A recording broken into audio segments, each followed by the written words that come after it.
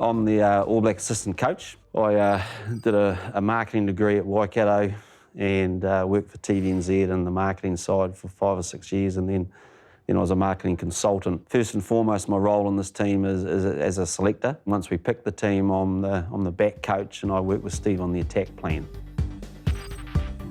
We've effectively got 3 areas. We've got a coaching group, which I head up. We've got a logistics group, which Shandy heads up, and we've got a player wellbeing group, and we just make sure that the groups are connected and our overall strategy and vision and direction is going in the right area.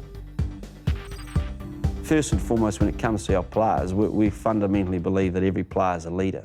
The power comes in the whole group feeling like they've got a key role to play in the bigger picture, and so I think the whole concept of positional power, of people telling you to do something because they're on the next rung up, is gone in terms of being a major influence in business.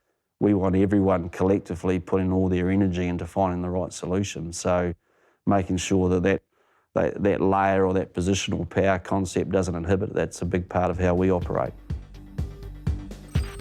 There is only one captain on the field, but the model that we work with is that doesn't mean there's one person with all the good ideas or the answers. We know that he doesn't see everything, so we work hard at developing a leadership group around him, and if they believe strongly that they've got a solution for a problem that's happening in the game, he'll go with that person. It's a trust, and the way the trust comes is through building relationships on a daily basis. Sometimes saying nothing if we're not sure is the right answer, and then thinking about it and then coming back with a good decision. And sure, we may lose a little bit in the interim, and that actually happens in business and war, isn't it? Sometimes you get smacked and you're not sure where to go, and so you've got to put up with a little bit of short-term loss. If you look at skill levels and skill execution in a rugby game, the difference between a good team and a bad team is probably about 3% statistically. So you look in business, the difference between a good business and a business that struggles is probably that sort of small margins as well. So what's the difference? Well, what makes up that 3%? And I fundamentally believe it's having a group of people that believe in something and they just go charge out and they just don't hesitate and they just act and do. We feel incredible responsibility to our legacy.